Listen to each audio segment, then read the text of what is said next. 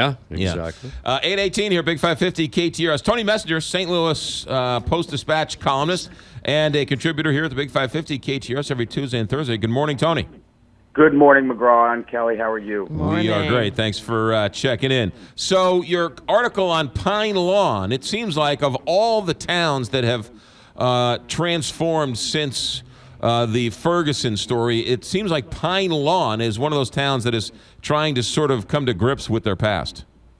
Well, what really struck me about this column, the column was about Rosalind Brown, who is now on the Board of Aldermen and has helped transform that city from a corrupt city. A lot of people will remember that Pine Lawn is where the mayor, a guy named Sylvester Caldwell, was seeking bribes. He would ask for Mountain Dew in a cup and a little extra foam, and those were code words for bribes. And the FBI caught him, and their police lieutenant Stephen Blakeney was harassing people and doing Caldwell's bidding. But what really struck me is this stuff that has really come to everybody's mind about the municipal courts and the abuse of using the police as fundraisers for cities was really going on in Pine Lawn. And this woman, Rosalind Brown, was one of the victims. She was charged one day with 33 counts of housing violations, growing her weeds too high and not mowing the lawn and not having shutters the right color and all that sort of stuff that was just purely harassment.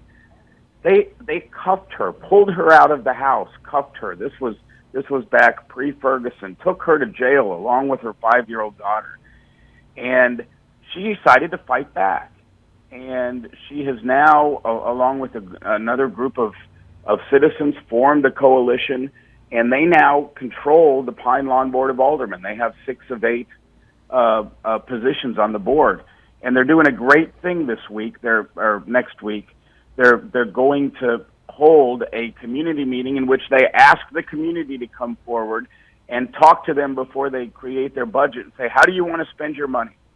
How should we change the way we do policing? How should we, serve our constituents? And so it's really a great, how to beat City Hall story, and hasn't gotten enough attention. That's one of the things about our area that gets so missed on the national level. When people like Donald Trump are saying Ferguson is the most dangerous place in the world, he doesn't even understand the nature of Ferguson is just one little suburb next to Pine Lawn and next to Dellwood and next to Cool Valley and all of these other little towns. And all of these towns have their own mayors and boards of aldermen and are dealing with the same sorts of problems.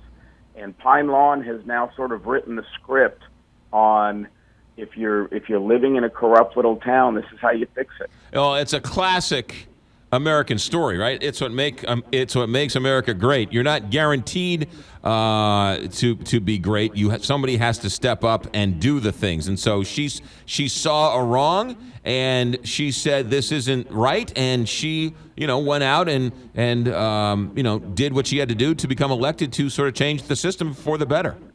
I love the quote she gave me that I used at the end of the column. She said when she was getting arrested, the police officer told her, if you don't like this, you can take it to the next level. And she said, I decided to become the next level. Yeah. And she did, and she succeeded in a city that had been corrupt for a very long time. And to me, it's very hopeful. For all that many of us like to look at our political system and say that it's full of problems and it's messed up, there are ways to make a difference as one voter, as one citizen, if you want to fix your city. It is a good story. Inspirational story, stltoday.com. What's coming up for tomorrow there, Tony Messenger? Tomorrow I'm writing another in my series about Michael Sandnop, who is a retired Army reservist who was working on a contract with the Missouri Guard, got fired more than 2 years ago, and knew that he was fired inappropriately and was trying to get the documents to prove it, and the federal government wouldn't give him the documents. and he's been fighting the government and fighting the government. Well, he now has the documents, and the documents say exactly what he's been saying all along, that he shouldn't have been fired. He had fired an inspector general's complaint. He should have been protected as a whistleblower.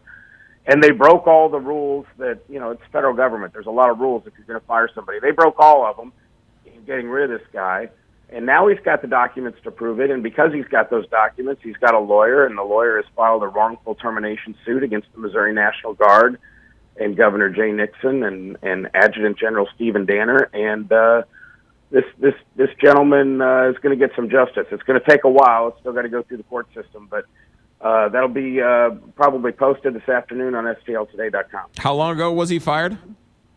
More than 2 years ago. He was fired in January of 2014, and he's still unemployed and still fighting to get his reputation back. Wow.